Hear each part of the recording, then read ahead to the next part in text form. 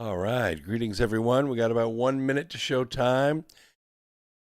Going to be going live any second as soon as all of my feeds,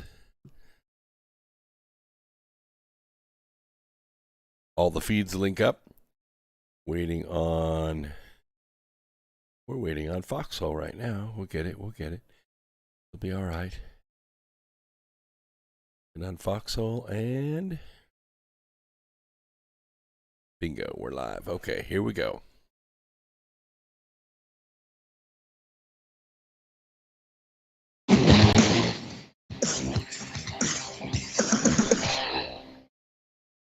This is the people's war. It is our war.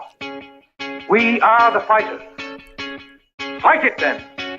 Fight it with all that is in us. And may God defend the right. Warning! Warning! We gotta stop them! They're gonna kill us all! See how the trouble you've started? Be they the government, be they industry, be they organized labor, be they anyone, or human beings. Time when the operation of the machine becomes so odious, makes you so sick at heart that you can't take part. You can't even passively take part. And you've got to put your bodies upon the gears and upon the wheels, upon the levers, upon all the apparatus, and you've got to make it stop. And you've got to indicate to the people who run it, to the people who own it, that unless you're free, the machine will be prevented from working at all. Revolution Radio at freedomslips.com, the #1 listener-supported talk radio station, throwing ourselves upon the gears of the machine. Revolution Radio, where information never sleeps. You called down the thunder, well now you got it. Right, you tell them I'm coming, and hell's coming with me, you hear? Hell's coming with me! Revolution Radio.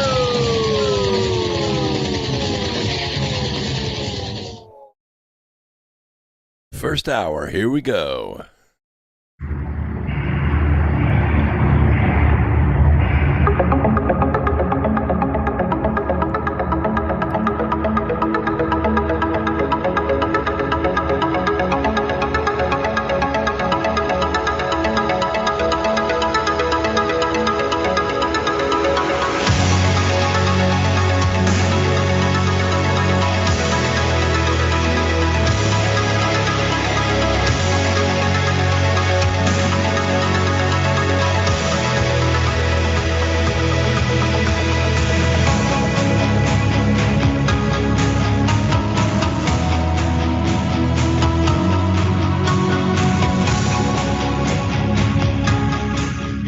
And greetings, Earth Explorers. Welcome to X Squared Radio. I'm your host, Brooks Agnew, coming to you live from an undisclosed location east of the Appalachian Mountains. This is where the past meets the future, and here the results are always positive. We might go a little past your imagination, but have no fear. You will be safely traveling with us. Wow, I'm so excited tonight. It's June 30th, and we're halfway through the year. And we are streaming live from the studios here at America Free Radio outside of Charlotte, North Carolina, and also on Revolution Radio, which is the #1 listener-supported network in the country, maybe even in the world. And we're also streaming on YouTube. Yes, we're out of YouTube jail tonight. It is kind of nice to see all those notifications go out. Chat room filling up like crazy. And Twitter and DLive and Twitch and Facebook and also Foxhole. So good evening out there. Nina, I know you're out there. Thanks for the support. We love our friends at Foxhole. It's such a great platform. It sounds good. It looks good. Methods, you just really did a great job, and I appreciate your hard work. All right, let's get started. We have so much to do tonight. Wow.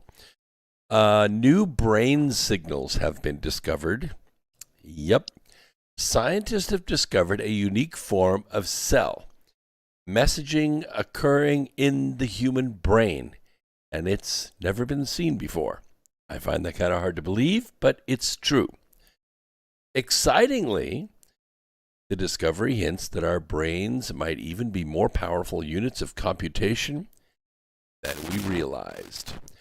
Early last year, researchers from institutes in Germany and Greece reported a mechanism in the brain's outer cortical cells that produces a novel graded signal all on its own, one that could provide individual neurons with another way to carry out their logical functions. Sounds a little bit like, consciousness maybe?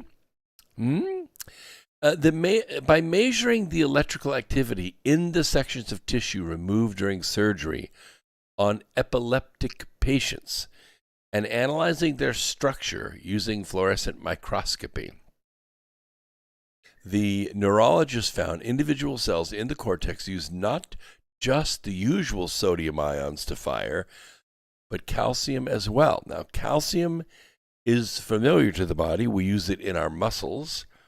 You have heard of reflexes before, right? You strike that area just below the kneecap and your knee pops up.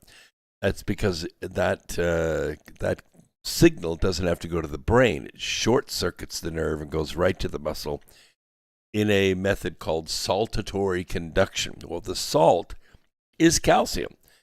In fact, if you don't get enough free calcium in your diet, your muscles will cramp.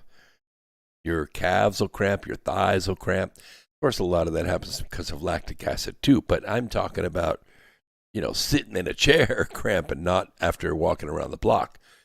So this is usual to the body, but we're excited to learn that calcium has a place in the brain. Now, this combination of positively charged ions kicked off waves of voltage that had never been seen before, referred to as a calcium-mediated dendritic action potentials, or D-kappa, but it's CAAPS. Brains, especially those of the human variety, are often compared to computers. The analogy has its limits, but on some levels they perform tasks in similar ways. Both use the power of an electrical voltage to carry out various operations. In computers, it is the form of a rather simple flow of electrons through intersections called transistors. In neurons, the signal is in the form of a wave of opening and closing channels that exchange charged particles such as sodium, chloride, and potassium. Pulse of flowing ions is called an action potential. Thank you so much, Old Dog, for that generous top chat contribution. Mucho apreciado. Freedom isn't free. Happy to support the cause. Thank you very much. Very, very much. And what is it? Juan Osavan says, be patient. We don't want to start a civil war. Whatever. Civil war's already begun. We're going to talk a little bit about it tonight. It's all right. It's just not what you think. Instead of transistors, brain neurons manage these messages chemically at the end of branches that we call dendrites. So it's not just a solid wire. You have sort of connectors in the brain. Now, these can open, especially if you do something like cocaine or dopamine or something like that, then you can often go catatonic, because what happens is those dendrites, they just open up. The synapses do not pass along those signals, and you just go blank. It happens. And people have to take dopamine for the rest of their lives just to stay conscious. So the dendrites are central to understanding the brain because they are at the core of what determines the computational power of single neurons. And you build them all the time through thinking. So if you're one of those people that grabs a TV dinner and sits down in front of Gunsmoke every night, I'm afraid you're not really building those networks in your brain. But if you're reading a book or listening to an audio book where you have to visualize the pictures by listening, it does excite the brain. Or if you're playing music, I don't mean playing music on your stereo, I mean playing music on your guitar, piano, harp, some instrument of some kind. you begin to wire the brain with more circuits. Humboldt University neuroscientist Matthew Larkham at the American Association for the Advancement of Science made this case in January of last year. Now, dendrites are the traffic lights of our nervous system, okay? So it's like we want them to say green all the time, and you do see people, oh, that's right, wait a minute, we were talking about Virtual Joe, right, where, yeah, I just want to make it a real important statement that,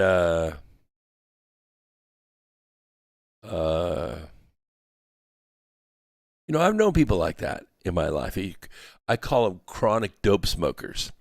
I know a lot of people that do recreational marijuana, right, on the weekends or maybe on a vacation, rarely. No, I'm talking about the people that smoke every day. As soon as they get home, they got to hit it. They take a lunch break. They go out to their car in the parking lot and they hit it. Now, we don't let these people drive forklifts, or at least we test them often enough where it discourages them from doing so. But, you can't stop it. But what you can do is over time you can recognize it. And this is the way I advise the people that work for me. We're not going to drug test you. I don't believe in it. I think it's your business, whatever you want to do. But when you show up to work, wow, thank you, Freedom. Another great Top Chat donation.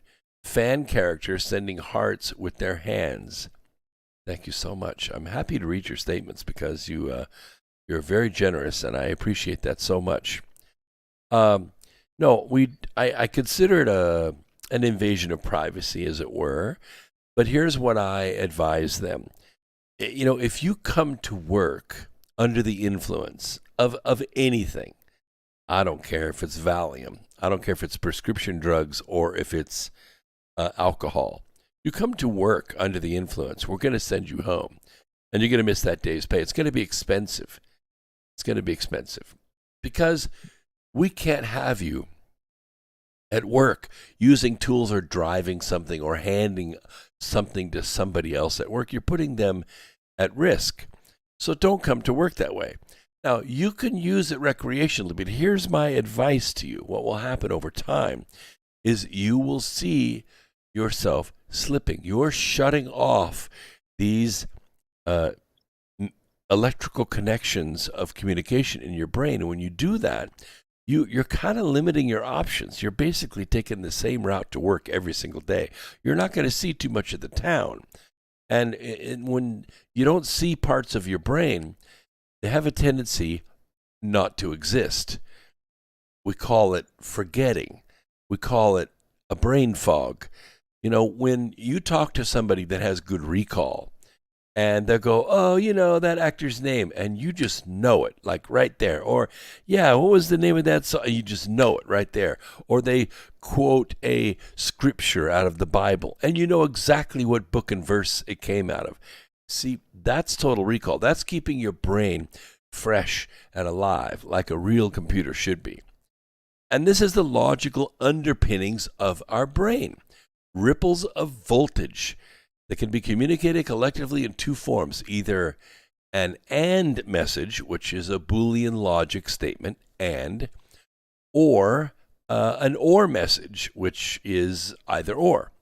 And I guess it would keep your brain from freezing up or from locking up, from having too much information come into one terminal at one time. Some people have that problem. Arguably, nowhere is this more complex than in the dense, wrinkled outer section of the human central nervous system, the cerebral cortex. That's this giant part right here. Yes, this is an extra large hat, and it's all the way on the very last. But I have the biggest head.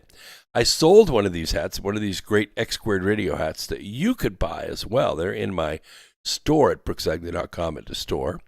And I've got some new ones in the box right behind me, right back in this box. And man, I could send those out tonight if you bought one. But I sent it to one of my students, and it didn't fit his head, even in the last hole. He has a cranius maximus, but he gave it to somebody as a gift, so he regifted it. So all is well. The deeper second and third layers are especially thick. They're packed with branches that carry out high-order functions. We associate these with sensation of all levels, appreciation of language and music, and let's call it cross-disciplinary organization. I try to do this consciously myself. As a, I don't know, my brain isn't really like a computer. Some people say they have a brain like a warehouse. They just kind of open the door, toss everything in, and close the door. And then later, when they have to come and remember something, they open the warehouse and the search begins. Mine's more like a library, except that, there's multiple floors in the library, but then there are like chutes or connections between all the floors. I build those on purpose. I build all those pathways on purpose so that I can recall things from several different angles. I don't have to, go back 10 paces. What was I talking about? Because there's only one way in. No. There's multiple ways in all over. And it's a good practice. I should teach a class on that. I don't even know what I would call it. Omnipresent brain or something. But it was tissues from these layers that the researchers chose to take a good look at. And it's a cool experiment. I would have loved to have read more of this paper. It's in the journal Science, by the way. You should read the journal Science and the journal Nature. They all have good stuff in them, and I find stuff to bring to you all the time. They hooked up the cells to a device called a somatodendritic patch clamp. And it sends active potentials up and down each neuron, and it records the signals. And there was a eureka moment when we saw the dendritic action potentials for the first time, said Larkham. Larkham is one of the team members. So to ensure any discoveries weren't unique to people with epilepsy, they double-checked their results in a handful of samples taken from brain tumors. Obviously, I'm not going to let them drill into my head and take any samples until after I'm room temperature, same as Einstein, who, by the way, just died about 3 weeks before I was born. The point that I'm trying to make is the only brains they really have a chance to work on are diseased brains, epileptic brains, tumored brains. They're removing this tissue, and they get a chance to send it out to Larkham's team, and they look at it. But the team that carried out similar experiments did so on rats. Now, we don't care about rats. We'll take their brains by the dozen. In fact, when I helped my brother at UCLA Brain Research Institute in UCLA, how old was I? I couldn't drive yet. I was 14 or 15 years old. They were using rat brains to collect high concentrations of cholesterol. They were doing cholesterol. The molecule cholesterol is very, very convertible. It's very useful for a lot of different things, and they were studying that molecule. And that was, that was my job. Not to do the study, but to collect the brains. It was kind of fun. And pack columns. So more importantly, when they dosed the cells with a sodium channel blocker called tetrodotoxin, they still found a signal. Only by blocking calcium did all fall quiet. Now, finding an action potential mediated by calcium, that's interesting enough. Usually it's sodium. But modeling the way this sensitive new kind of signal worked in the cortex revealed a surprise. This is what made the paper very interesting to me. In addition to the logical and the or type functions, these Boolean logical functions, these individual neurons could act as an exclusive OR, which is called the XOR in Boolean logic, intersections, which only permit a signal and then another signal is graded in a particular fashion.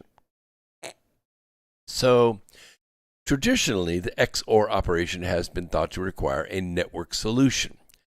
the more, of course, more work needs to be done to see how these decaps behave across entire neurons and in a living system, not a tumor sitting on a slab. Not to mention whether it is a human thing or if similar mechanisms have evolved elsewhere in the animal kingdom. It's a big study. It's going to make a lot of PhDs for a long time. Now, my feeling about this is that all living things have consciousness. It's just that humans have a unique level of consciousness in the sense that we are not only self-aware. I mean, a dog is self-aware. Sometimes cat's sleeping right over here. The cat is, yes, you are. You are. You wouldn't be such an asshole if you weren't so self-aware. But humans have the unique capability of perceiving time. Yeah, time is something that not only can we perceive, but mentally, or at least with our imagination, either awake or asleep, we can travel it. We can move along it, and we can make observations, and we can make alterations in what we perceive as our individual reality, which, it can be argued, is a part of the average reality, the reality that we all perceive collectively as a collection of consciousnesses, not a collective consciousness. So obviously technology is looking into our own nervous system for inspiration on how to develop better hardware, knowing our own individual cells have a few more tricks up their sleeves. And we don't know everything. I mean, I am considerably older than 15 now, and look what we've discovered. And there's more to go. Exactly how this new logic tool squeezed into a single nerve cell translates into, for sure, higher functions. And it's a big question. It's something we need to learn. I feel that humans are unique in the scale of consciousness. I don't know if we're the envy of the universe, but we're certainly the envy of angels, which is good enough for me. And there are things that we are capable of which are brilliant and beautiful, and also terrible and evil. But all that remains to be seen, doesn't it? It's not so much about control. It's about understanding. And once you understand the universe, you can deal with it. It's not so much that you have to change it. That is another philosophy entirely. But to understand it can be quite empowering. All right, let's talk a little bit about China. Okay, we're going to talk a lot about China because China's in the news in a lot of different ways that you need to be aware of, and that's why you listen to this program.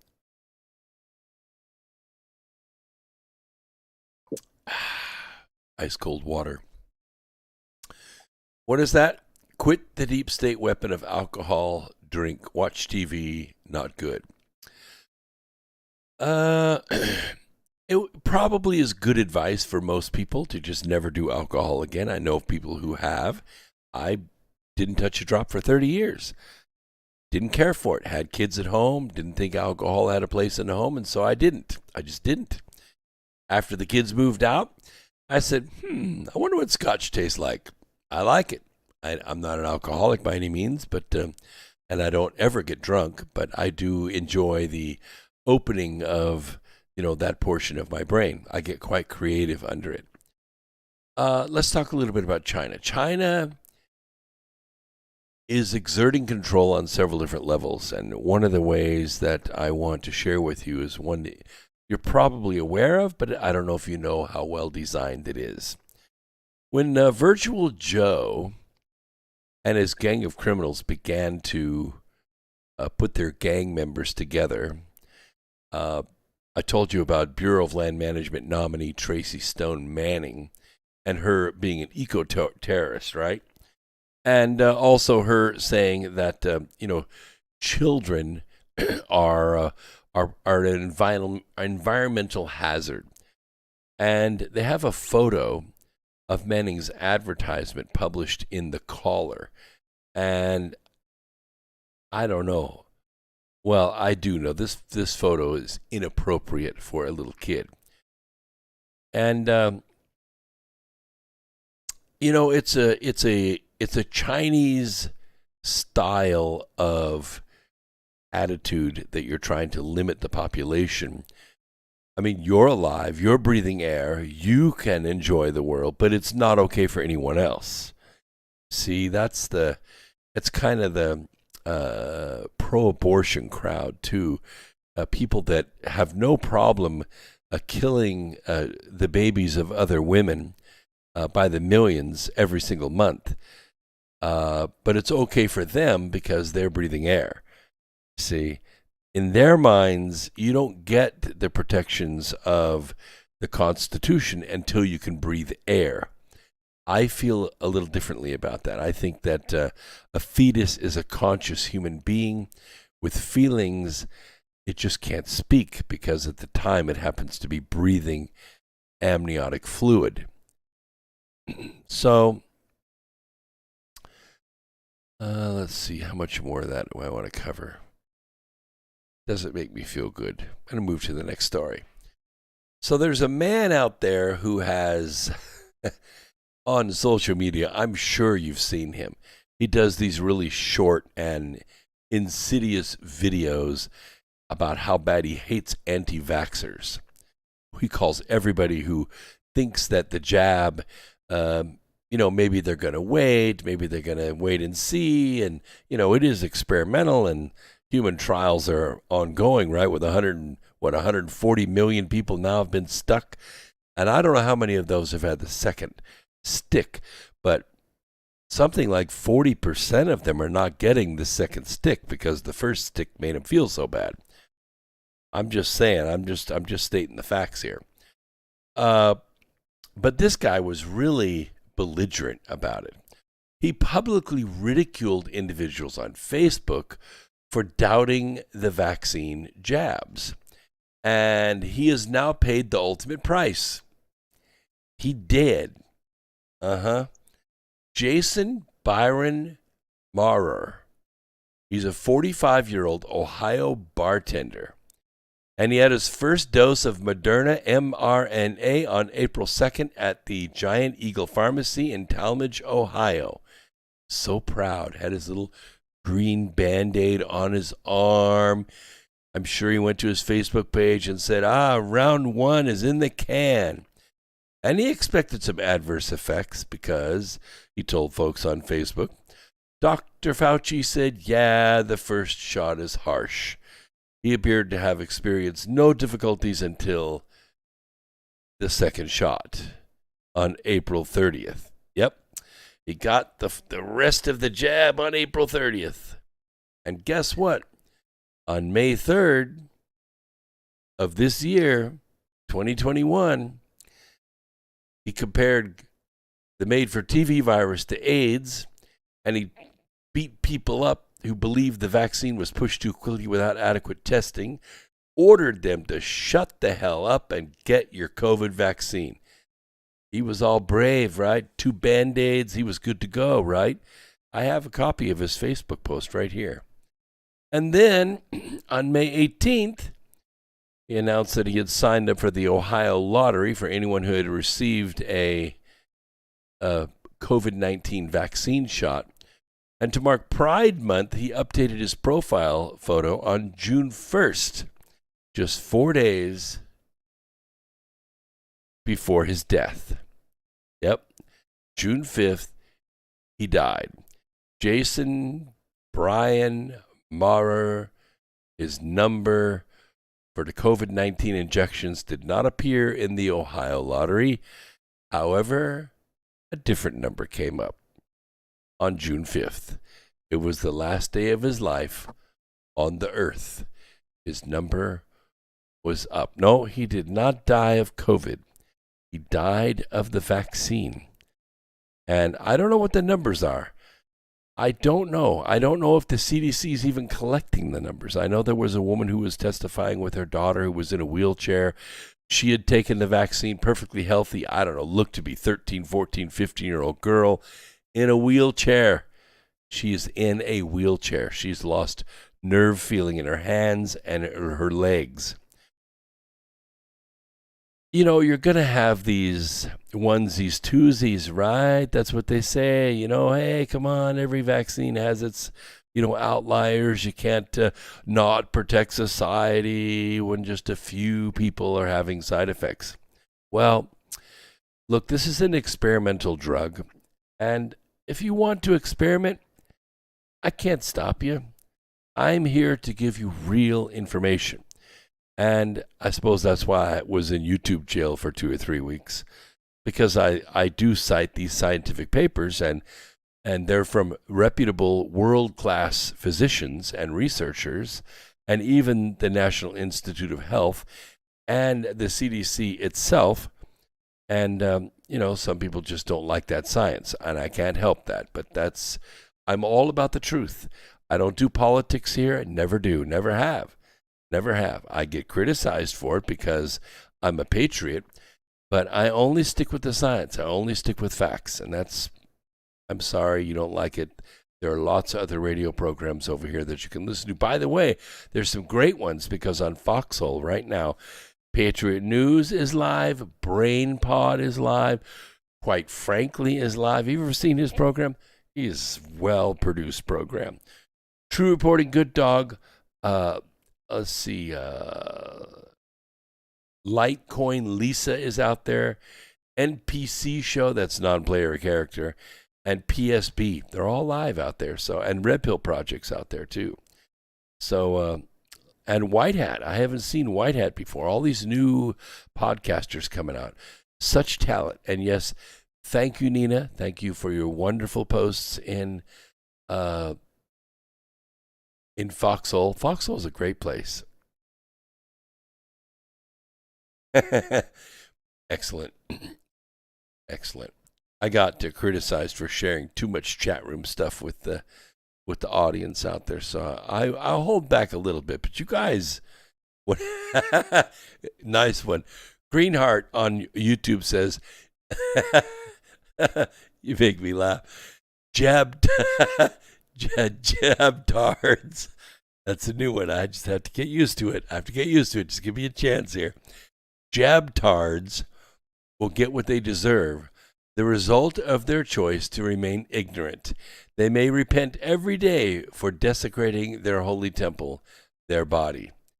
Well said. Funny and well said.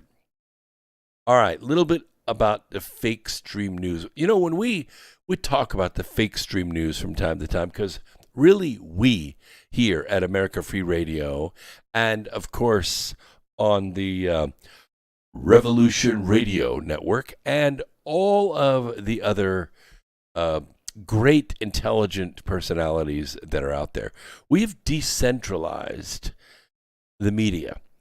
We don't have one giant talking news actor, giving you the news. These are all analysts with their own tone and their own attitudes and their own skills and life experience brought to these subjects. And that's what you want. That's what keeps a nation free. It's when you suppress this, when you suppress the people's ability to speak, then the society begins to get damaged. When you pay news actors millions of dollars a year to sit in front of a camera and read a script which they or some director has put together for them without blinking, without touching their makeup or playing with their hair, and really looking beautiful on TV. Yeah, you can walk home with $2, $3, $4, $5 million a year doing it. But that's really not the kind of press that Thomas Jefferson and Benjamin Franklin was talking about. The kind of press that's free, it's critical, it's analytical, it connects the dots, it keeps government officials honest. That's the kind of press that we have here. That's why we really are the mainstream news. We are mainstream America. Most of America now goes for their news on the small screen. they go for it on the small screen or even smaller on your phone. They don't go to the TV. They don't go to satellite. They don't go to cable. They don't watch news at 11. It doesn't happen that way anymore. There are some people that watch cable news, but the audience is dwindling. We have an audience about the same size as CNN. Yeah, there are times we stream maybe 15,000 hours a month, something like that. It's not a huge amount. I mean, we're not Joe Rogan. I've met him. Nice guy, a talented guy. Certainly has built a brand for himself. Can't fault him for that. He's got way more hours than I do or any of these other guys do. But, 15,000 hours a month is pretty decent for a guy that works 70 hours a week doing something else. And we've talked about this before, but I told you that we are America. We are. This is America. That's why I call this America Free Radio. It's always free. Nothing here costs you any money. You can join my newsletter for free. You get the audiobooks for free if you buy the paperback. I'm a pretty generous person with my thoughts. And now, guess what? The world is beginning to agree with me. For years, we have been discussing the decline of journalism, values with truth in mind, okay? And there's been this rise of open bias in the media. Because at the end of the day, and be honest, people, these people don't hate Donald Trump. They never hated Donald Trump. They loved Donald Trump.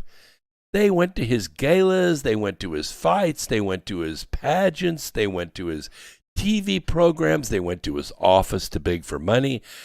Come on, he was everywhere. He was with Ali, he was with Sharpton, he was everywhere. And he's always been a generous and successful man. No, they don't hate Donald Trump. They hate you. You is who they hate. They always have. They've hated you since the nation was formed. They've hated you since the War of 1812. They've hated you since the Civil War, and I have a little bit more to say about that tonight. They've hated you since World War II. They've hated you since the Great Depression. They've hated you since 2018. Or 2008, I should say. For years, we've talked about this. And now, a newly released report from Reuters, of all places, for the study of journalism at Oxford, has found something that would have been unthinkable just a few years ago. The United States has ranked dead last in media trust among 49 countries, with just 29% saying that they trusted the fake stream news. The plunging level of trust, and we're talking about CNN and Fox, and that's what we're talking about. We're not talking about America Free Radio. We're not talking about Patriot News or Red Pill Project or White Hat or any of these other guys. You're going to get more truth out of them than you will all of the news actors being paid millions of dollars for their brilliant white smiles and their perfect ability to look unblinkingly into the little red dot. I have a little red dot right here on the side of the camera, just so you know. Even journalists are leading the attacks on free speech and the free press. And this includes academics rejecting the very concept of objectivity in journalism in favor of open advocacy. They're advocating for a narrative.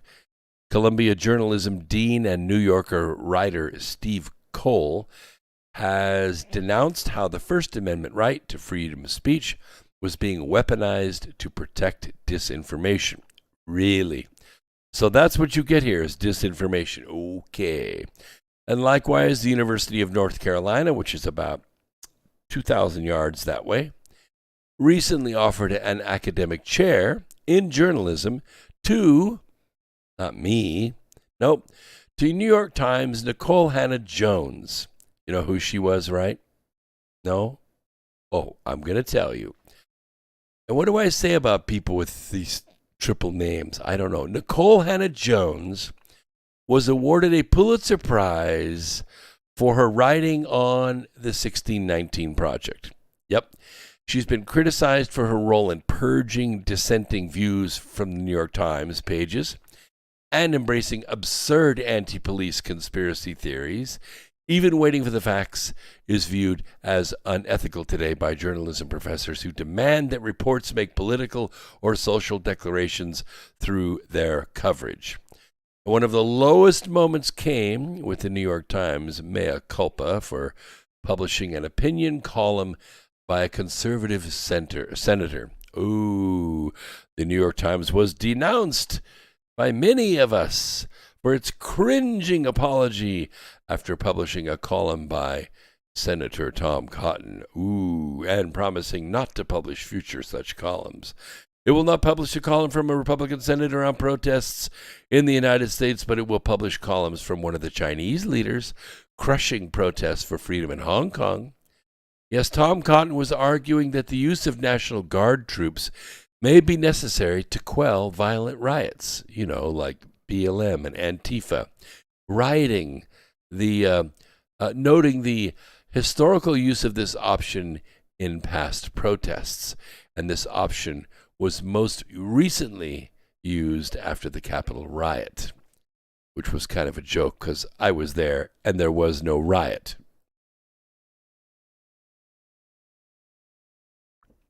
There was a lot of cheering. There was a lot of clapping. There was a cold-blooded, premeditated murder by Officer David Bailey of the Capitol Police, who murdered Ashley Babbitt in cold blood, premeditated, because you could see him talking about murdering somebody on that day on his Facebook days before. He was planning to do it. Anyway, over at the Washington Post this week, the newspaper promoted a columnist whose name is Karen Ataya, who last summer caused an outrage after she tweeted, "White women are lucky that we're just calling them Karens and not calling for revenge." And given this trend, it's a little surprised that viewers no longer trust the media. I don't. I'm sure you don't.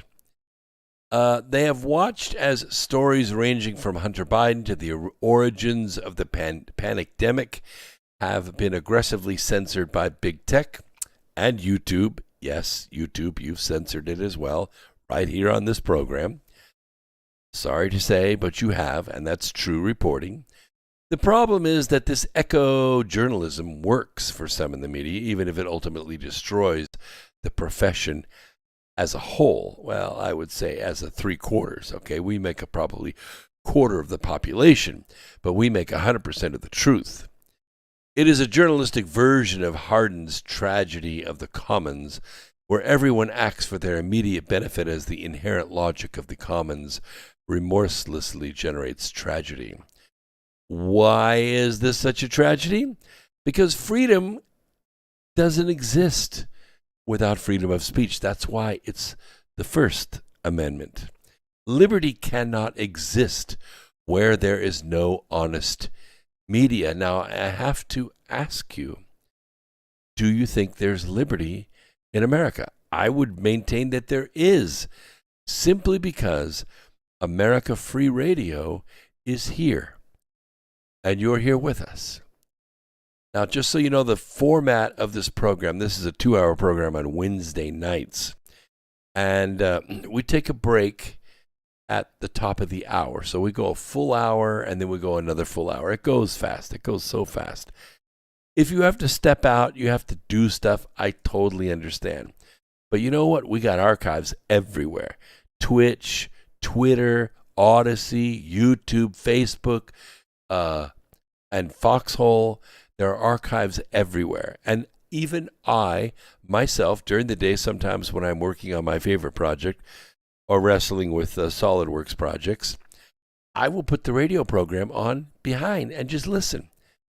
The guy's interesting sometimes, okay? I do work on it hard. So now what I have done in DLive, DLive.tv is another one of our venues that we stream through. You can see the yellow tag there on the opening screen, is we distribute lemons here twice a week, on Wednesday and on Sunday. So I'm going to throw out there about 100 and something lemons. There's a little bit of a lottery that takes place. It takes about 30 seconds. No big deal.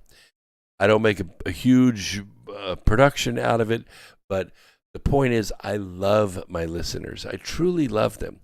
And so I'm willing to give away all the lemons that come in order to reward them for listening, especially on DLive. You know, you don't get that reward by listening on any other media except Foxhole. Foxhole has the gold pills, which I still haven't figured out how to use them. But DLive's pretty easy. And here we go. Big D55 is the big winner tonight with 36.4. Who is that? Flawless in the USA, 21.3. Vonnie Kinsey, 16.7. Truth Be Told, 12.7. And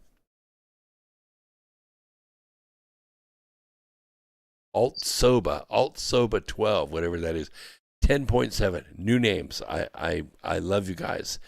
And so the lemons have been distributed. You guys are richer today for listening to America Free Radio. Let's see. Do I want to talk about the Florida condo collapse? No. Suffice it to say that it was failing building inspections back in 2019. The building began sinking pretty badly in 1990. That's a long time ago. Come on, guys, 30 years. This building should have been condemned 5 years ago. They should have torn it down, built a new one, and let the condo owners move in without having to pay a dime. The next cyber wave is coming. You should be ready. There's a lot of ways to get ready. One of the ways, have something that's really, really important. You do what we call gapping. Okay, you know what this is, right? It's just a regular old USB stick.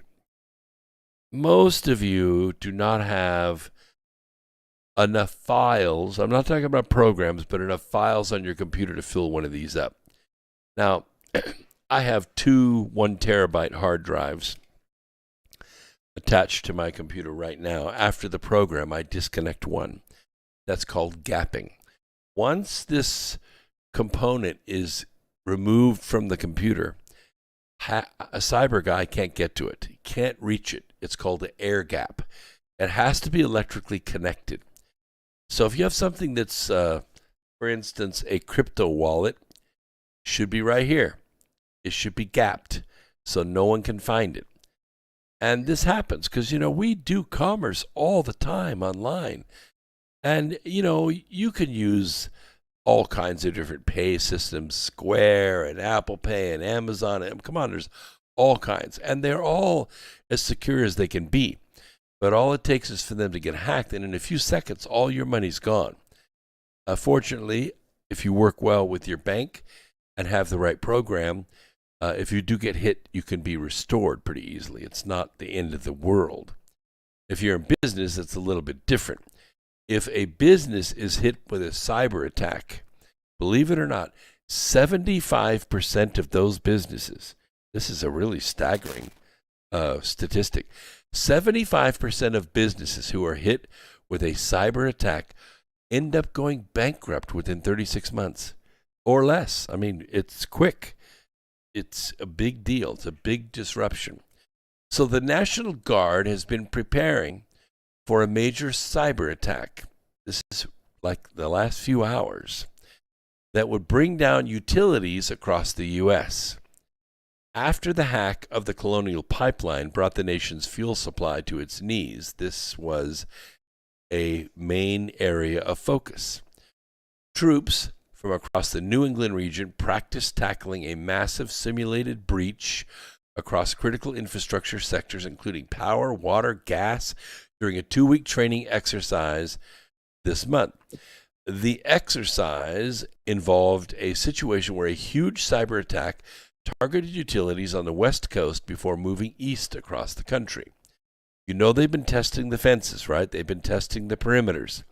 That's where you kind of, poke a stick into the electric fence to see just how much voltage is on that fence. How fast does it take the cops to come out and look at the breach? This is called testing the perimeter. And, in a real life scenario, National Guardsmen working alongside government agencies like, God forbid, the FBI, the National Department of Homeland Security, Cybersecurity, and Infrastructure Security Agency, the Federal Energy Regulatory Commission, and the U.S. Cyber Command, as well as private sector utility partners to respond to the crisis.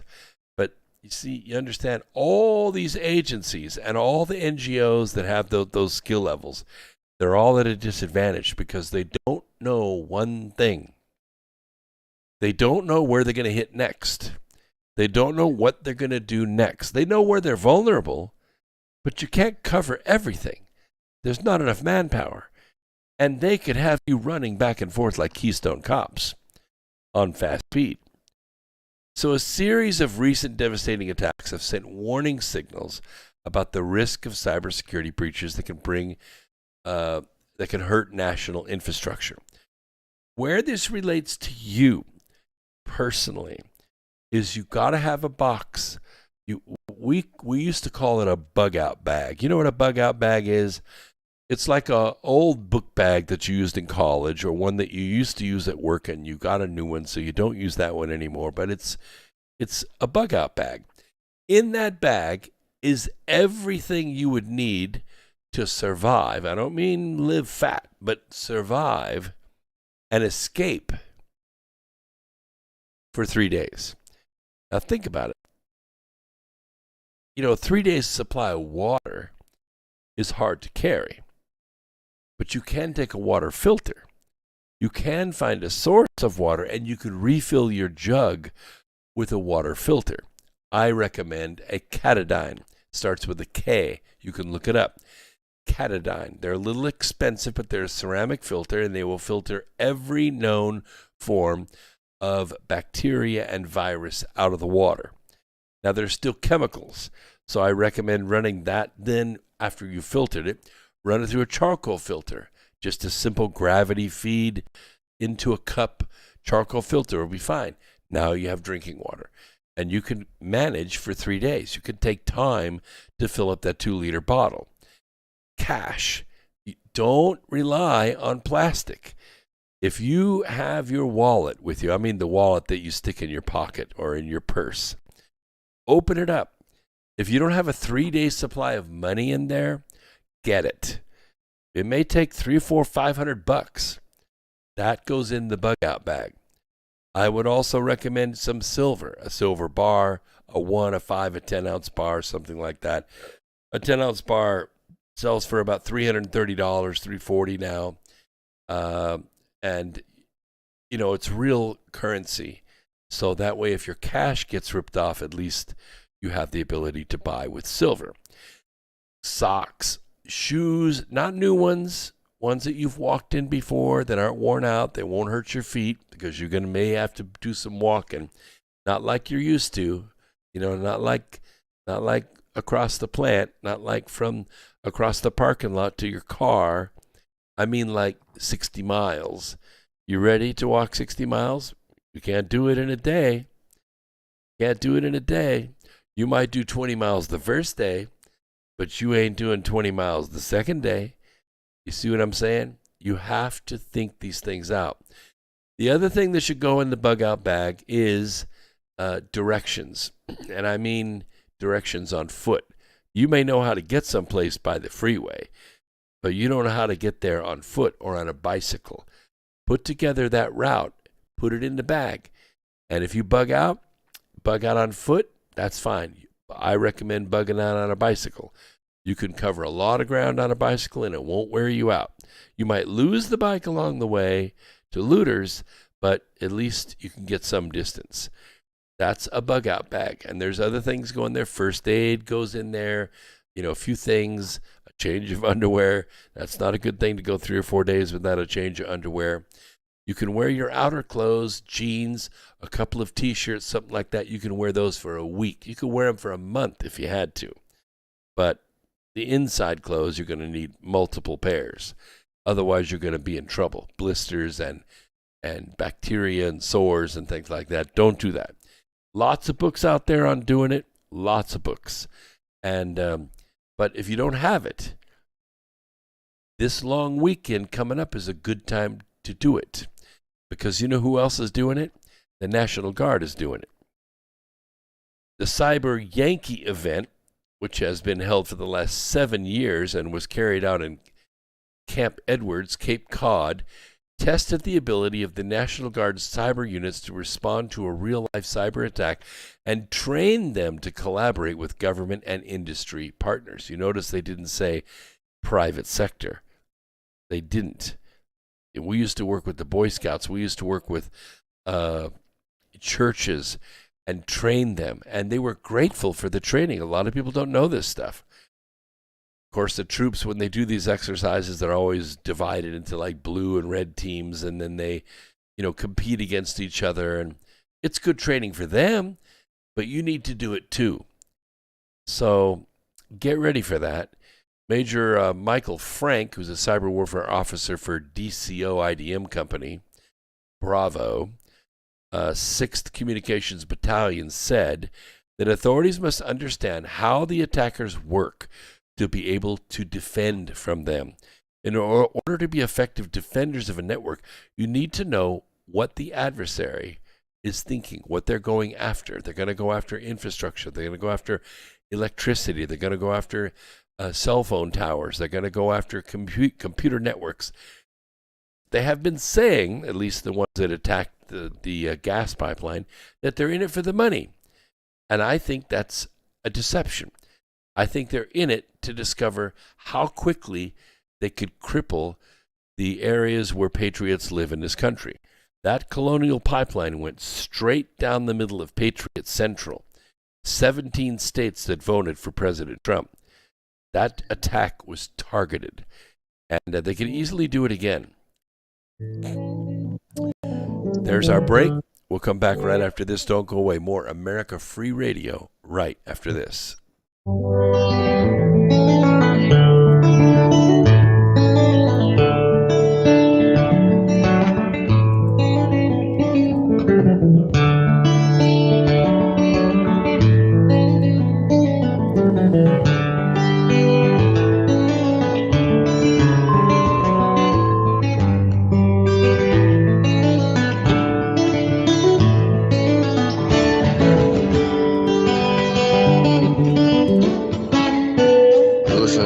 Radio at freedomslips.com. We'll be right back after this message.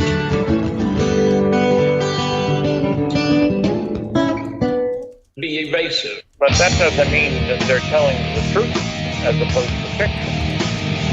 And Genesis chapter 6, verse 4, and there were giants in those days, and also after that, when the sons of God came, and also the daughters of men, indicating that there were giants before the Nephilim. And sons of God, plural. They weren't talking about Jesus coming down. No, that's right. Yeah. Uh-huh. I'm Steve Crawford, host of Factor Theory Live. Join me every Sunday night from 10 p.m. till midnight Eastern Standard Time on Revolution Radio at freedomslips.com. Check it out.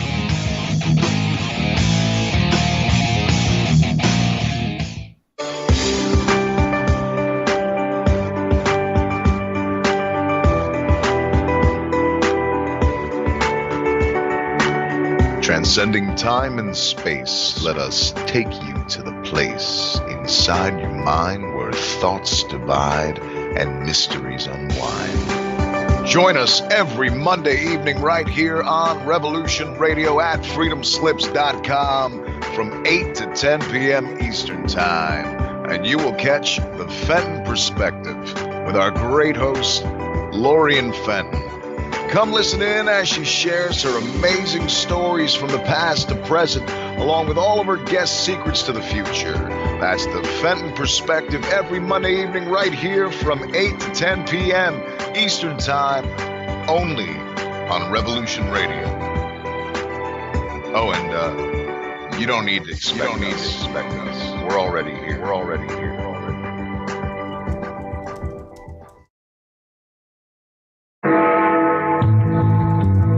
Galactic Interstellar Council on Revolution Radio Studio A, Fridays at 2 p.m. Eastern. Join us as we traverse the starseed paradigm, as expressed in the time-space continuum that we know as the divine expression of love and light. Integrating this conscious unity into the galactic paradigm. So welcome all, both terrestrial beings and galactic beings as one. So be it. You're listening to Revolution Radio.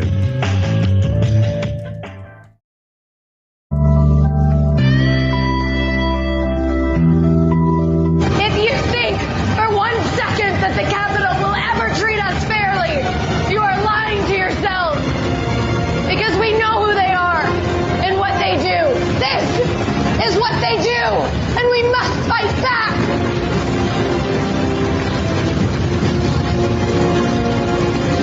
You can torture us and bomb us. Fire is catching. And if we burn, you burn with us. Good evening.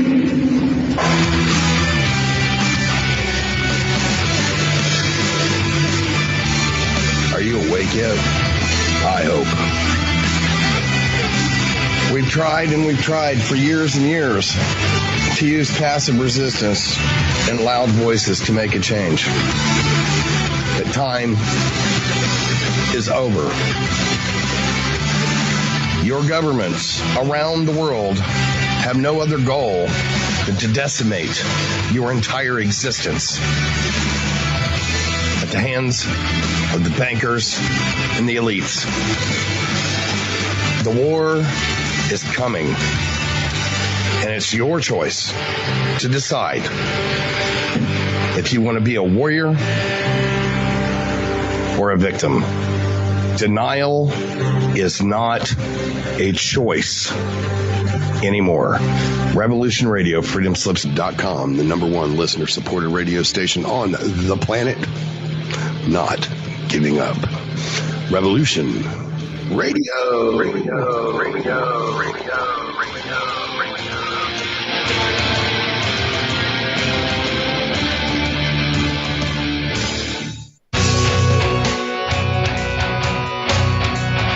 All right, thanks for listening while we took that short break here at Revolution Radio, freedomslips.com. And yeah, we're going to get back to your host. Okay, glad you guys are back. I'm back, just chatting with some of the chatters, so it's good, all good.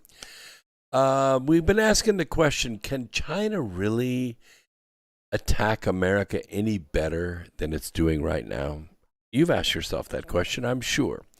Admiral James Stavridis was the 16th Supreme Allied Commander of NATO and the 12th Dean of the Fletcher School of Law and Diplomacy at Tufts University.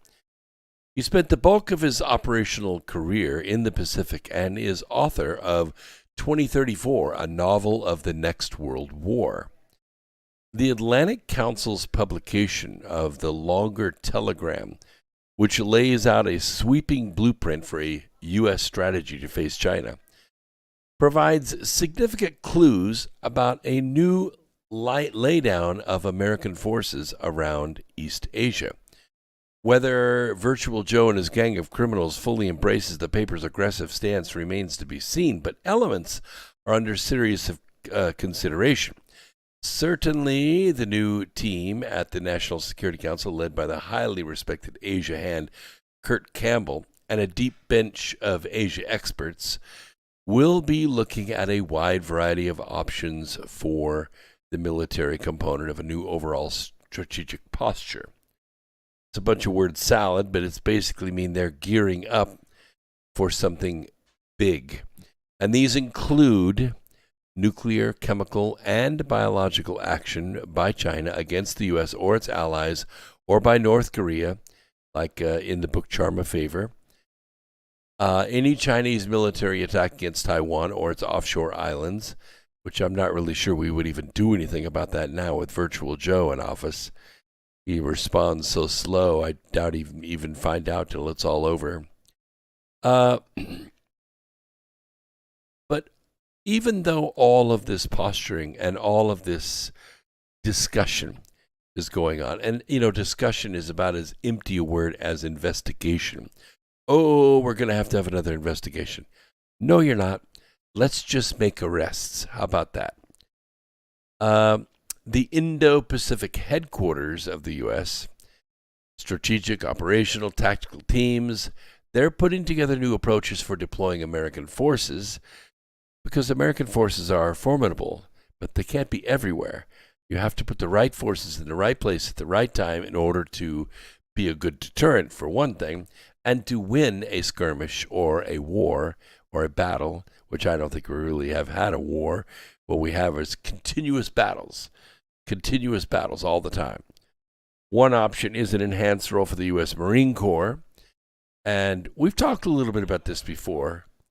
It's kind of a new Marine Corps. It's very high-tech. It's very cyber-capable. They take their uniforms off and disappear into the community. Hang on just 1 second. I've got the cat has once again come into the office and refused to close the door behind himself. So hang on a second while I close that door.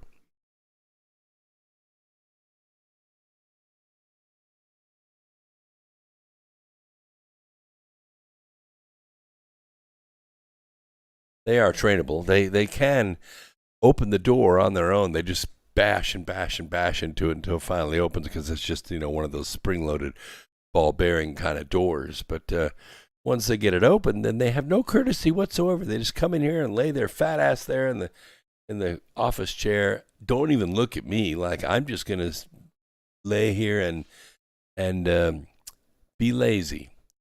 So, we see all these big preparations, these big posturings and big words, and we're going to need big paychecks and big checkbooks to take care of all this stuff, South China Sea and all that. But the Marines are acting a little bit differently. Marine Raiders, which are highly capable maritime forces, and perhaps even their land bases of operations are more than formidable, because they're trained not to charge the hill anymore. They're trained to blend in, and they're doing it even on the streets.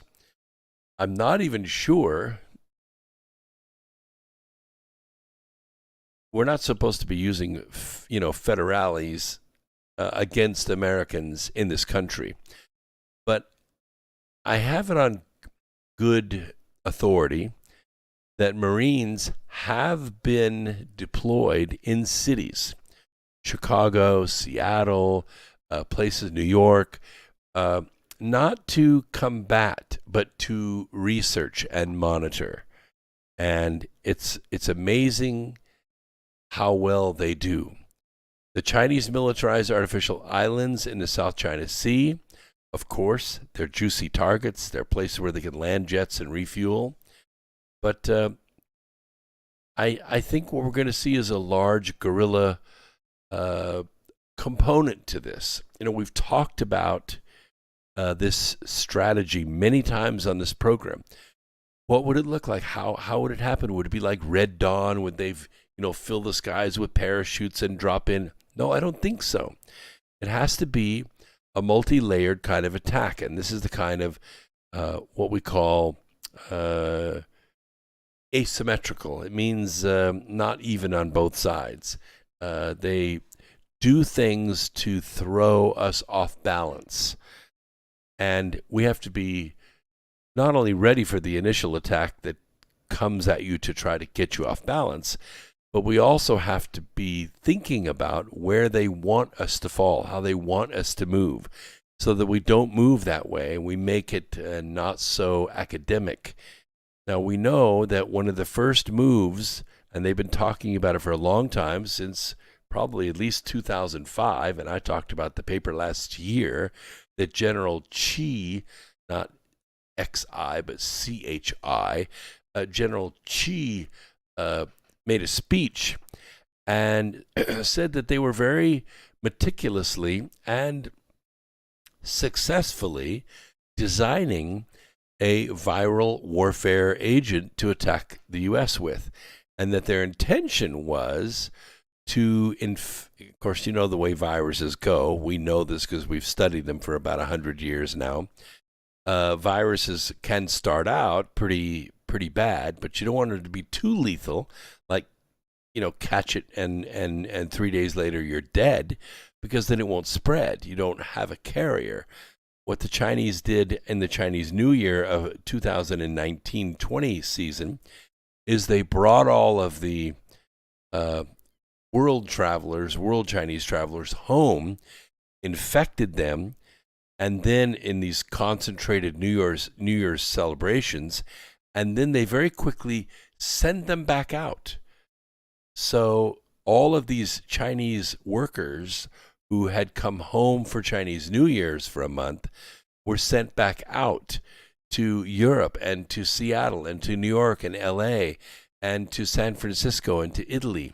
And of course, what they did instantly is they began spreading the virus. And this virus spread very quickly. What they had enhanced was its gain of function, so that, yes, you could catch it from a bat, but until Dr. Fauci and his team poured millions of dollars and their expertise into it, it couldn't be spread between people. It could only be spread from the bat to people.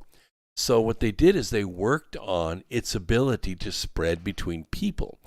And they got it. They got it to where it would spread very, very quickly, airborne at least, and maybe even linger on surfaces for quite a while.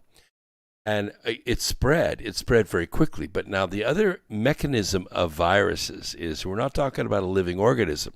We're not talking about a bacteria or a one-celled animal of some kind that, has its own genetics and has its own sexual or asexual reproduction system.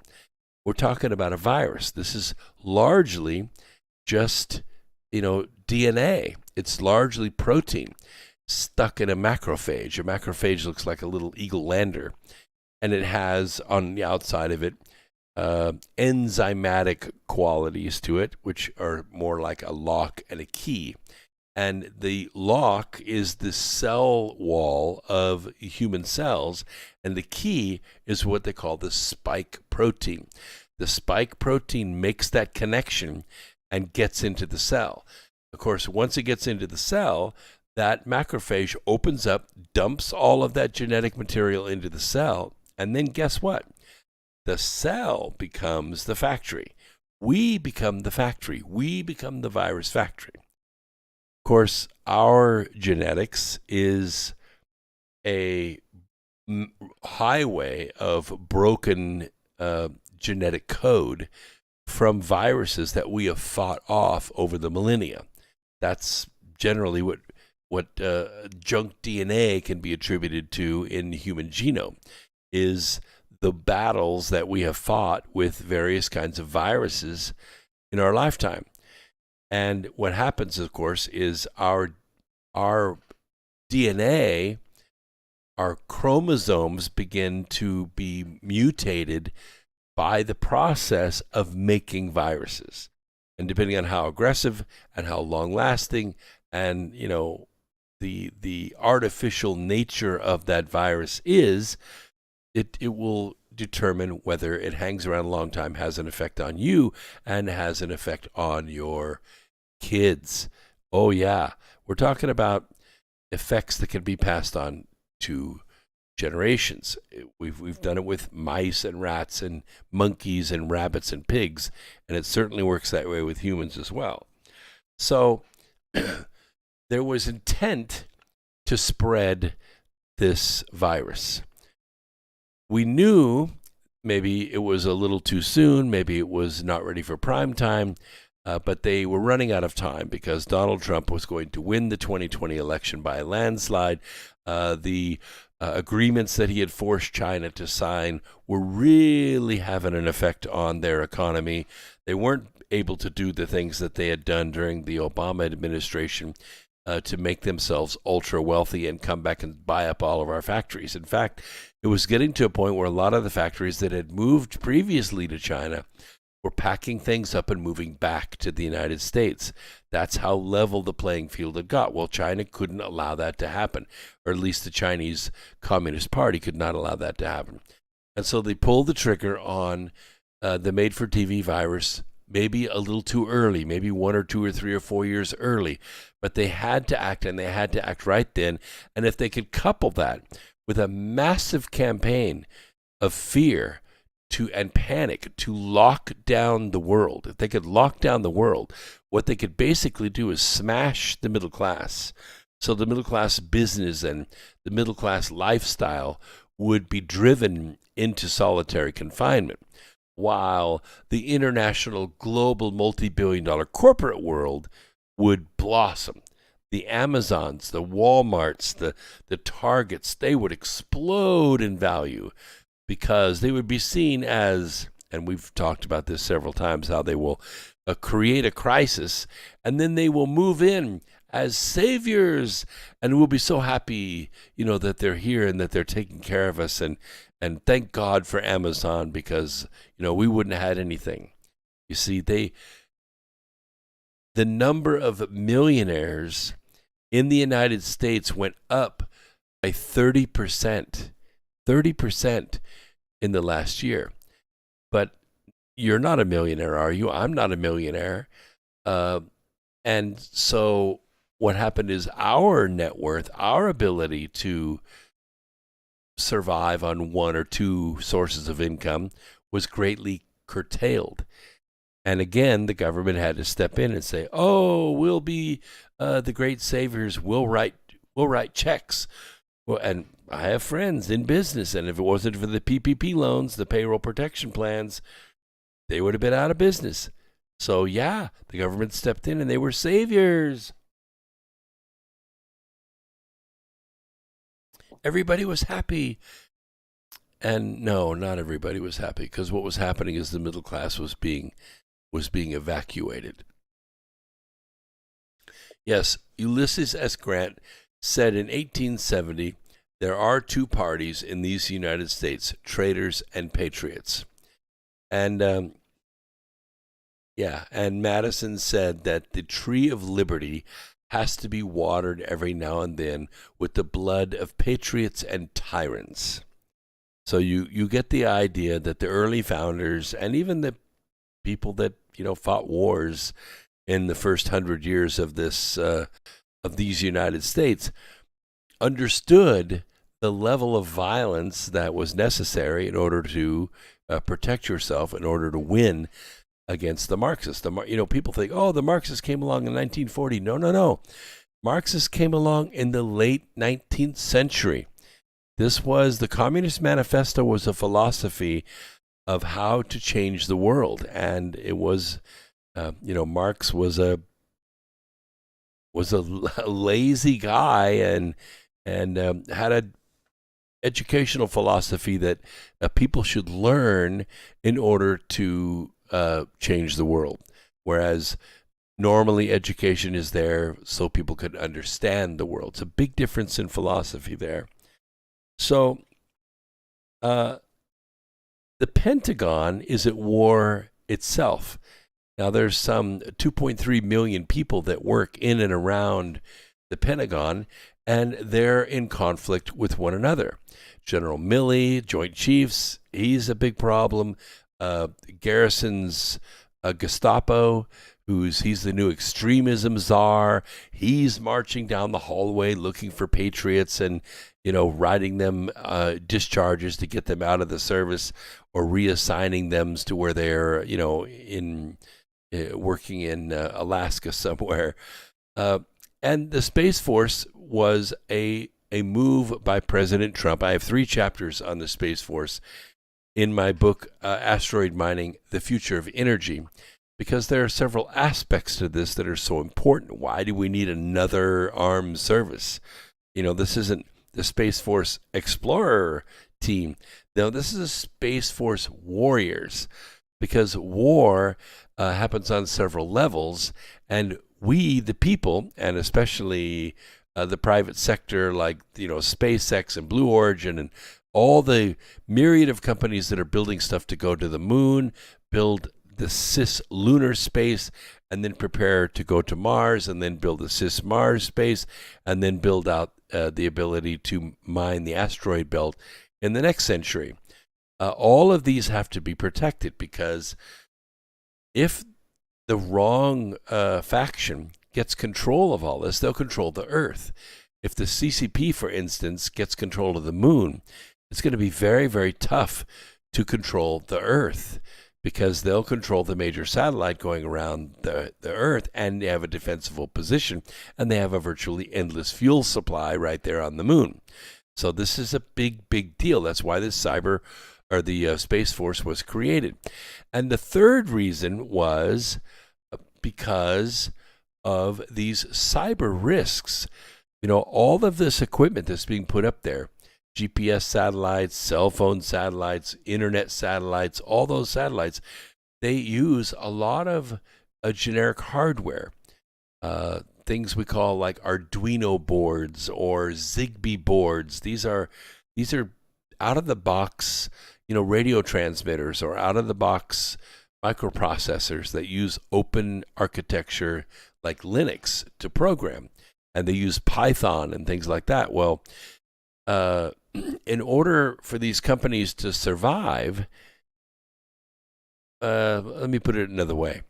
A lot of times the strategy for these companies is to introduce new technology, get the company up to a certain point of, say, a couple $100 million in sales, and then their strategy for the original founders, the investors in the company, is to sell the company or absorb, it's called amalgamation. You amalgamate with another company, or you merge with another company, and then the original investors, who may be my age or older, want to retire, and so they take their little retro rocket or their little reflector or their little transmitter that they have built for space, and they sell it, and they cash in, and they retire. And that's what we're seeing happen in the space industry. Just about every month there's a Chapter 11, there's a merger, there's an acquisition, there's a partnership or a joint venture that's being done. And as that's being done, of course, the hardware is being passed along. Well, this isn't a simple process of, hey, let's go gather up all the cars and trucks and let them come into the dealership and we'll reprogram them, like they did, the Ford Focus with its transmission problems or other things like that. No. These things are in space, and you can't send people up to change anything. So the architecture, the hardware and the software that makes it run have to be pretty compatible with the amalgamation, have to be compatible with the merger, with the acquisition, which means the programming software or the programming language like Linux or the cybersecurity has to be something that is compatible. And this makes the entire system vulnerable, because while those systems are compatible, while those systems are fresh and ready to integrate with something else or consolidate with something else, they're also vulnerable. And so that's another reason why this Space Force was created. I met with several of the generals, and I will say several of the colonels too, at Fort Bragg, who were, they were, I was going to say excited. That's not exactly the word. They were agitated.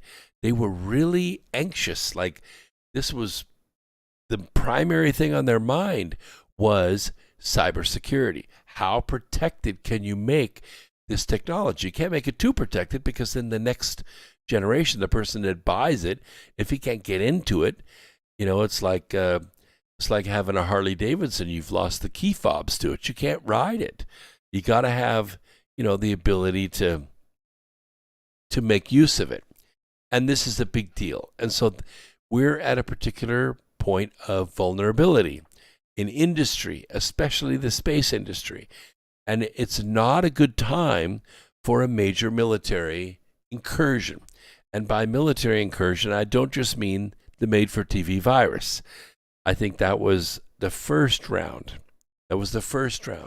It was successful in the sense that it got Virtual Joe and his gang of criminals in the White House.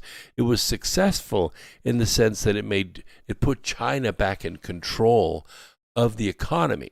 But it wasn't successful in the sense that in less than a year's time, we threw off the masks, we reopened our cities, at least in a lot of states, and we decided to move on with being Americans.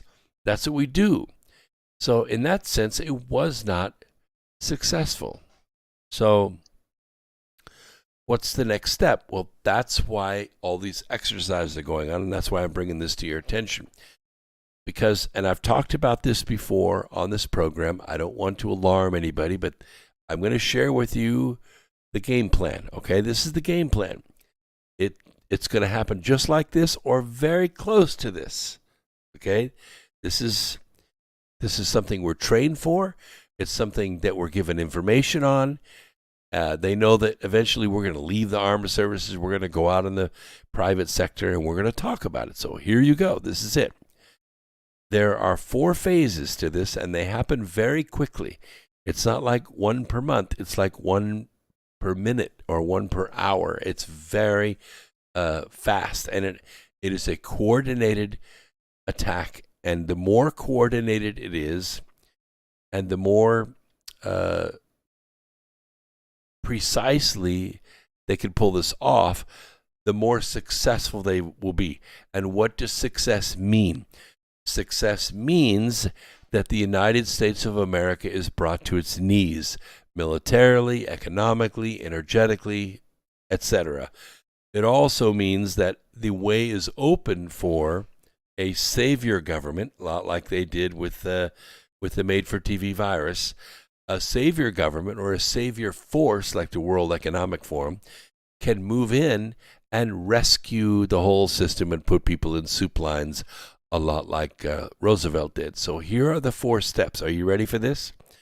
The first step, and I'm not talking about the made-for-TV virus. That was just testing the fences. That was just to gain back some ground that they had lost. This is 4 steps of an actual real attack. And this is how it works. The first step is going to be what's called an EMP or what's called a super EMP. Now, I'm kind of the philosophy that EMPs will be used and not a super EMP. A super EMP would be a larger bomb, 20, 30 megatons, and it would be blown up at very high altitude. And this is primarily to knock out communications.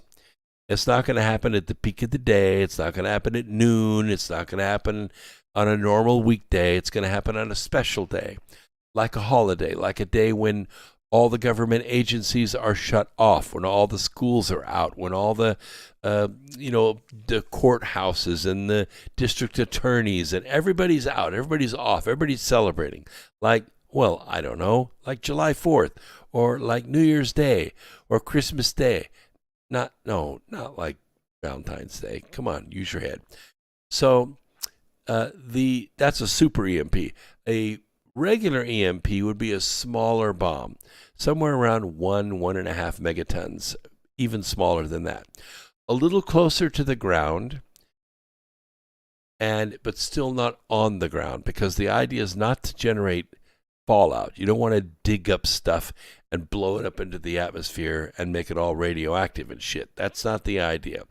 The idea is to create, to dump millions of electron volts into the atmosphere so it could be picked up by the power grid and other things that are connected to the power grid, everything that's connected with a cord, and put an extreme amount of voltage on it and short out or blow through the insulation of all of those circuits.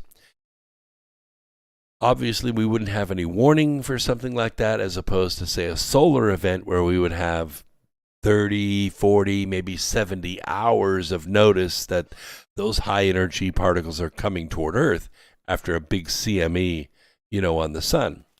No, this would be sudden. And it would happen at a time probably when you wouldn't even suspect it. 2 o'clock in the morning or 3:30 in the morning, something like that. Why? Well, because the idea is not to destroy people. The idea is to destroy the system that glues America together, our ability to communicate, our ability to move energy around. And there wouldn't be any warning, and so there would be a lot of damage.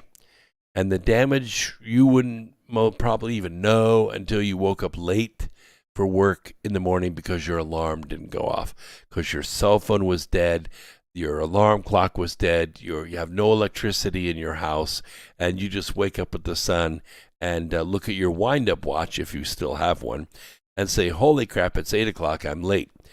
The next thing you do is, throw your clothes on, brush your teeth, run downstairs, get in the car, turn the key, and nothing. Because you have electronic ignition and you have a lot of computers in your car and they're not hardened and they get wiped out. So now you're really panicking. And it's going to take virtually all day before you figure out what has happened. Now let's go back in time. The EMP has just gone off. Let's say it's 2:30 in the morning.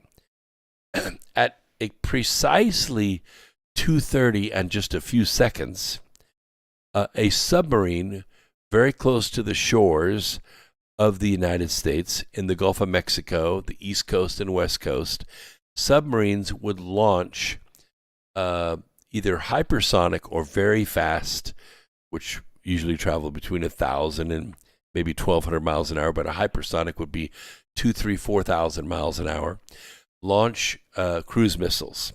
Now, these cruise missiles would blast out of the subs, and then they would pick up airspeed, and they would drop down low, and they would come very quickly across the shore. Now, we're talking about subs or clandestine vessels like fishing trawlers or something like that. They're maybe 30 miles off the coast, well over the horizon. Radar's never going to see them. So they launch these cruise missiles. They come racing across the shore. Again, it's 2:30 in the morning. It's barely been 6 minutes since the blast. And these cruise missiles come racing across in the middle of the night. The people that are close to it might hear it go by and say, oh, wow, those boys down at the airport, they're having fun tonight. Look at that. A jet went by really fast. And maybe it woke you up and you accessed your phone and tried to text and realized it was dead. Maybe you'll put two and two together because you've listened to this program, but maybe not. The point is that cruise missile can penetrate as much as 1,200 miles into the United States and run into its target 6 inches of accuracy. And these subs can launch a dozen or more of these in pretty quick succession. More than one sub means more than one missile. Now, what would the missiles be aimed at? Well, they're going to be aimed at what's called command and control. Command and control. You don't want the people that are able to figure out what's going on, able to pick up a secure line and say, hey, we're under attack, make this happen, watch for this, do this, mobilize that. You want to take that command and control out. Now, I don't know what you can do in 6 minutes, but I don't think there's a lot people can do in 6 minutes. EMP, 6 minutes later or less, these targeted demolitions begin going off as those missiles begin hitting. It probably will not be nuclear. No need for them to be nuclear. They're just designed to kill people and break up stuff like an antenna or a communication center. Now, during the same 6 minutes that all this is going on, larger ordnance is being launched. No one's going to see it. No one's going to see it because all the eyes have been poked out. Nobody's going to call it in. So these candles light and these larger ICBMs take off. These are intercontinental ballistic missiles. Typically, they'll go over the caps because that's the way that the trajectories are designed. Once they reach the highest point of their altitude, up in space, low orbit, the nose cone will open and what's called the glide vehicles will come out. Glide vehicles are warheads that have the ability to steer themselves. Now, they're already going pretty quick. They're already going about 15,000 miles an hour. They turn over and start down into the atmosphere at very, very high speed. Mach 6, maybe, Mach 5. You're not going to be able to even hear them coming. These are nuclear warheads. These are designed to do devastating amounts of damage. Still, there probably will be airburst because the idea is to move in and occupy America, not move in and reconstruct America. So these may be of a neutron type. Neutron is a particularly insidious weapon, banned, of course, by the Geneva Convention, but who's going to care? When a neutron bomb goes off, it doesn't destroy the buildings. It may break windows, but it's not going to destroy the buildings. It's not going to make a lot of radiation that lasts for a long time. It is going to kill every living soul. And that's what it's designed to do. Listen, all this is over in 29 minutes. It's a 29-minute war. It's done. Unless the United States has a plan in place to strike back, which I highly doubt that Virtual Joe and his band of criminals is even thinking about this, because they're trying to make friends with China. They're trying to make friends with Russia. They're trying to make friends with North Korea and Iran. And these are precisely the countries that mean to do us harm. So it kind of makes you think, does Virtual Joe want to do America harm? That's an honest question people are asking. A really honest question, and we don't really know the answer to it. And, that's a bad thing. So that's how it goes down, and that's what we're preparing for. What do you do as an individual? Well, you do exactly what I said. You prepare for the short term with a bug-out bag. It doesn't take much. For less than $100, you could put that stuff together. Now, after it happens, forget about it. You won't be able to find that stuff. You wouldn't be able to go out and get it if you could find it. So the best thing to do is every time you go to the grocery, every time you go to Sam's Club, every time you go to Dick's or go to Bass Pro Shop, just pick up something for the bug-out bag. It doesn't take long. In a couple of months, you can have everything you need to survive. Because I can tell you right now that FEMA is not going to give you a warm cut cookie and a blanket. Not going to happen. Not going to happen. They're going to be nowhere to be found. Kenneth Wood on YouTube says, Mary Fanning and Alex Jones wrote a piece called The Perfect Storm. Yes, and probably some of this is in there, but this is training that I received while I was in the Air Force. I believe them. I think it's plausible, and I think you need to hear it as well, and that's why from time to time I give that to you here on this program. All right, this is where the past meets the future, and I want to talk a little bit about this because it has been coming up in the news with the 1619 Project and all these accusations about skin color, and I thought that I would bring this up to you so that you have a piece of true history so that you can put things in perspective. Justice Engel, I will say his last name was Angel, Justice Angel, and Mistress L. Horry were wealthy landowners in South Carolina, in the Colleton district in the 1830s, in what is now Charleston County.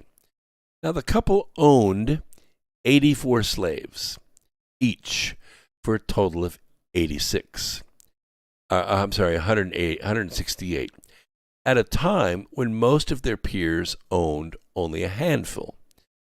Their slaves worked their plantation and made them very rich. Angel and Horry also traded slaves for profit, showing no regard for dissolving slave families. They were no kinder or crueler to their slaves than anyone else. They were considered slave magnates because of the number of slaves they owned. They were referred to as the economic elite. They were also black. Black people owned black people in all 13 original colonies and in every state that allowed slavery, all Democrat states.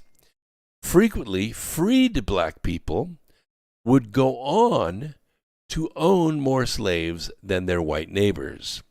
In 1830, nearly a fourth of the free black slave masters in South Carolina owned 10 or more slaves, and several owned more than 30, far surpassing their white neighbors.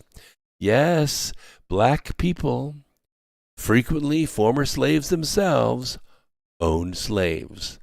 While it can be said that many black people owned family members to protect them and keep them close, black slave owners also bought and sold slaves for profit. Renowned African-American historian and Duke University professor John Hope Franklin wrote this, and I quote, "The majority of Negro owners of slaves had some personal interest in their property. There were instances, however, in which free Negroes had a real economic interest in the institution of slavery and held slaves in order to improve their economic status." Franklin also wrote that roughly 3,000 free black people in New Orleans owned slaves. William Ellison was born into slavery in 1790. His mother, birthing person, was a slave, and his father was a white slave owner.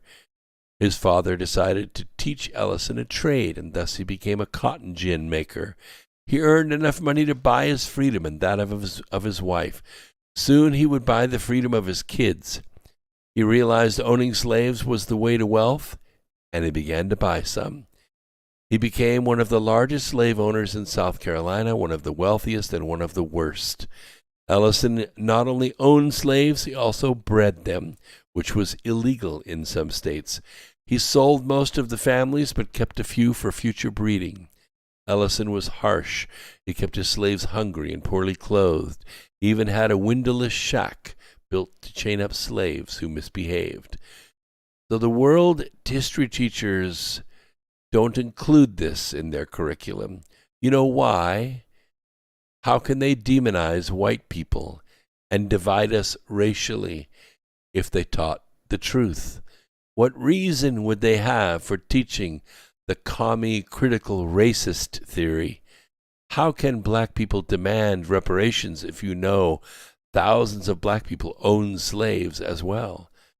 How can they propagate the myth of systemic racism if we were all just allowed to get along? And then there's the fake news. Perhaps the worst thing to be is a traditional or paleo-conservative type, most especially a representative of Southern traditionalism like the late Mel Bradford, who was unceremoniously dropped from the National Review and whose nomination to head the National Endowment for the Humanities was torpedoed by the neoconservatives, or Dr. Clyde Wilson, the world's greatest authority on John C. Calhoun.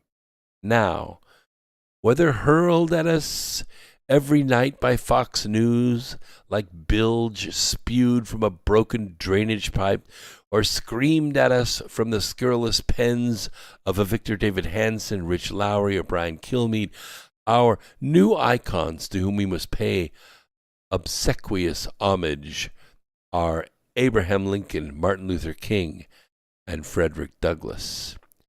Now, there's an essay that was written about Memorial Day. It shows up from time to time. I caught it, and I thought I would share a little bit with you. And the essay is eager to present what the writer asserts is the correct interpretation of what battles like Antietam, that's the Sharpsburg battle, for those of you not familiar, and Gettysburg, were all about, and what they mean. Now, they seared into the nation's consciousness the immense human sacrifice her people were offering on the altars of union and universal freedom. Now, make no mistake, These Union soldiers who died to make men free, you've heard that, and then quoting from the ballad, the battle cry of freedom, she ends with a flourish. The people of the Union in the 1860s knew well what Antietam stood for, to free the slaves. Now, that proposition is just false, and it demonstrates the writer's basic ignorance of both American history and Lincoln's enunciated war goals. They were well written. From the very beginning of the year, he saw the conflict as a battle over the interpretation of the Constitution and states' rights. He stated this forthrightly to Horace Greeley of the New York Tribune on August 22nd, 1861, only a few months before the Emancipation Proclamation. Are you ready for this? This is real history. This is what he said, and I quote, "If there be those who would not save the Union unless they could at the same time destroy slavery, I do not agree with them. My paramount object in this struggle is to save the Union, and is not either to save or destroy slavery. If I could save the Union without freeing any slave, I would do it. And if I could save it by freeing all the slaves, I would do it. And if I could save it by freeing some and leaving others alone, I would do that. What I do about slavery and the colored race, I do because I believe it helps the Union." Close quote. Now, it is abundantly clear from the press of the period, not what's written today with 1619 and all the revisionists, but of the press of the period, a large majority of Northerners would not have supported a war to free the slaves. They wouldn't. They didn't care about it. It didn't bother them. Lincoln knew that. They were the major investors. Those 7 states were fighting the other 13 states. The Emancipation Proclamation of January 1st, 1863, only extended to states of the Confederacy, but not controlled by federal arms. Thus, where it was intended to apply, it could not be free. It could not free a single slave, but it did not apply to the several border slave states where it could have freed the slaves. It was, as Lincoln indirectly confirms, a propaganda measure intended to buoy up sagging support for the war, both internationally and among more abolition-minded citizens. So that's the truth. That's why the war was fought. And the words recently written by David P. Goldman about such conservatism ring ever so true. I'm going to quote here.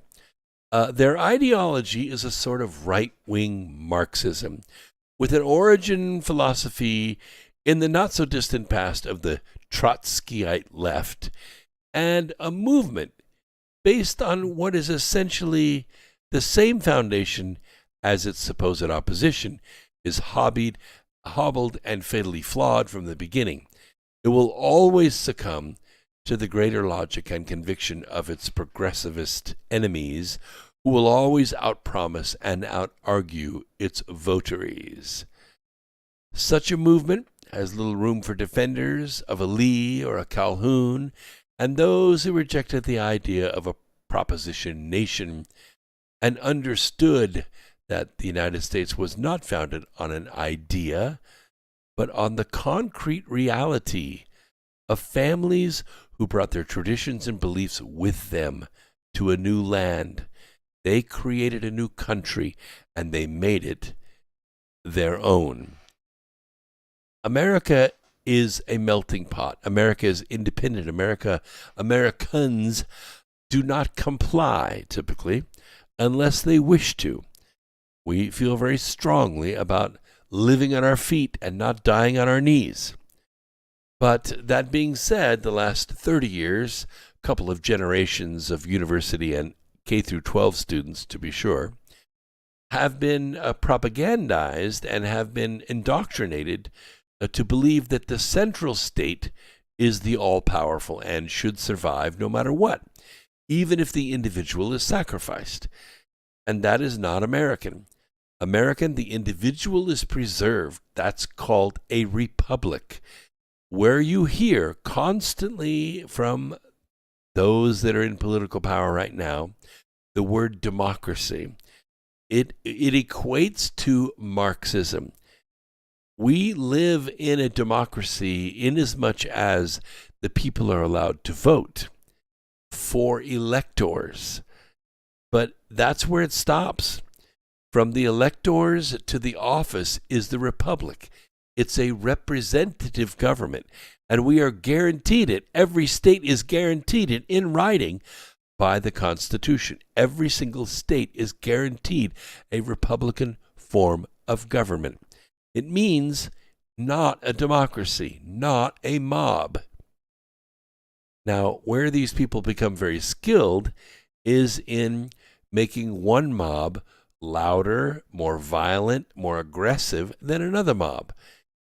The silent majority that makes up the vast majority of the United States is a mob, and we do vote, not typically in lockstep. We do have to be awakened, and we are quite typically not very violent at all. We like to return to work the next day. We like to face our neighbors at church the next day, so we don't do violence. We believe that voting is the key to saving the nation. I know that's a little bit of an outdated concept, because when Marxists take over the counting system, voting doesn't matter. See, a Marxist understands that winning is everything, and that once you win, you get to make the policy. Now, the Americans, patriots, we also know that once you win, you get to make policy.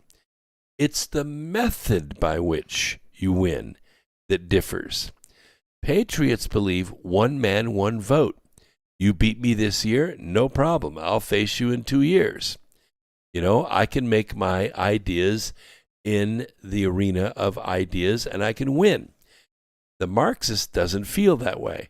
The Marxist wins by getting the votes by any means possible.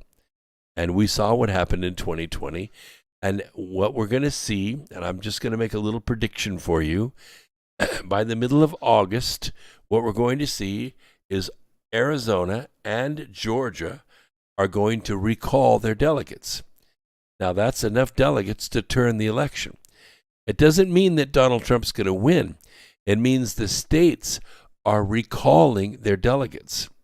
They're not going to submit them because they can't validate, they can't certify that election. They have to have another election, or they're going to certify the audit of the actual real ballots. So this is a big thing, because if you didn't win the election, did you lose the election? See, these are two very big questions. They're mutually exclusive. Just because you didn't win doesn't mean that you lost.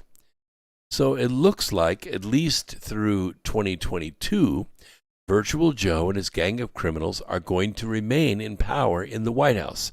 We're not going to rip the Constitution apart just because the man that's in the White House didn't win.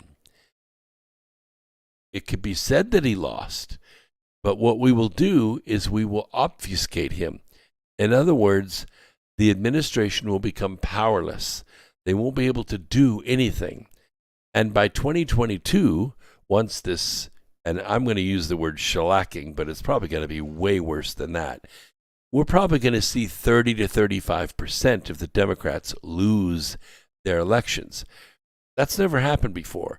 I mean, we've seen it shift a few dozen, but this is going to be across the board, and it's going to be on the state level and on the national level. We could be talking thousands of political positions, from city councils, school boards, all the way up to Congress and the Senate. You mark my words, this is what's going to happen. Now, what happens when you turn the mobs loose? I don't know. All I can tell you is be prepared for self-defense. We're not going to go out and fight anybody. That's not what Americans do. What keeps the forces at bay all around the world is the armed American as a prospect, not as an actual event. We've never actually gone to the streets and defended America, and we've never had to. Why?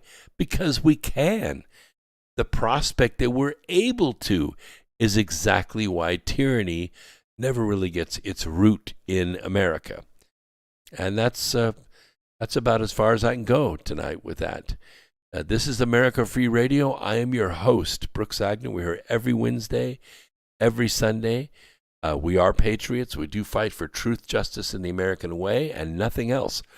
We don't do politics here, never have, in 17 years, and we never will. We will talk about government. We'll talk about history. We'll talk about the position of government and the function of government as a science, but we don't do politics. So I appreciate you being here with me tonight, where you're going to take, Revolution Radio's music is going to play any second now, so I'm going to keep you on as long as I can. This Sunday, we're going to be in the middle of, or at least preparing to go into the 4th of July weekend. So I want you to remember what we're celebrating here, Independence Day, that we are free and independent people. We're free to love whoever we want to love, any way we want to love, as long as they love us back the same way. You can follow your pursuit of happiness as long as it doesn't step on anyone else's pursuit of happiness. That's America. That's what we do. So go out and look for the good in others and help it to grow a little bit every day. And before long, you will have saved the planet. Keep in mind that if you buy any of my books from my website at brooksagnew.com, you get the audio version for free. I give it to you free as a bonus. Okay, so we'll see you on Sunday, same time, 8 p.m. Eastern Time. And I appreciate you so much being a part of the program tonight. Thanks for all the listeners on Foxhole, on DLive, on Twitch, on Twitter, Facebook, and don't forget all the archives that play on YouTube are saved in Odyssey. So if you want to go see them in Odyssey, you can definitely do that. All right? Be good out there. Let's see, what do we got? Oh, it's 9:57, so any second we'll hear some music. Usually happens between 9:57 and 9:58, somewhere in there. Yes, good night, everyone in the chat room. Enjoy the lemons. And my new windshield came in for my motorcycle, so I'm going to go out in the garage, grab some tools, and put that windshield on. I guarantee you I'm going to be doing some two-wheel meditation behind that new windshield. Yes, buy hats, books, and send those to people you love. That's a great piece of advice from DLive. I appreciate that very much. Thanks, old dog. You're the man. You're the man. LA Addicts, be safe out there yourself. Kenneth Wood and Nina, thanks so much for listening. I know you had to tune out because of the town hall that's occurring with Hannity and the president down on the border. And I may cruise by that too a little bit later, maybe while I'm putting my windshield on out in the man cave. Be good out there, people. Going to be a great week. Not too hot. One of the coolest summers I can remember. No, I don't live on the West Coast. We live out here on the East Coast. It's a premium right now, premium. Appreciate it very much. Whoever the weatherman is, you're doing a good job. Keep up the good work. Don't forget the newsletter is free, and it'll go out after the program, and it goes out every Wednesday and every Sunday to almost 4,000 people that have signed up to that newsletter. It is free. It don't cost nothing. Really? I can't believe how long this clock is going. I'm still connected, so I'm sure the music's going to play any second. I was listening to Sean Hannity's stand-in today, and he was having the same issues. The program just kind of went on another couple of minutes, so they took calls. I don't have that luxury here on this network.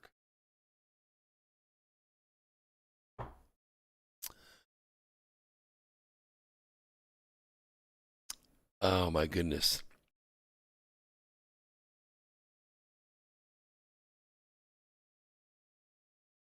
Well, we're not going to panic and we're not going to be greedy. All right? If you're informed, you don't have to panic. Got your bug out bag together, you don't have to panic. You can plan, and that will avoid a lot of panic.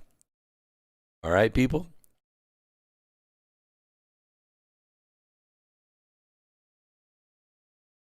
All right. Thank you all.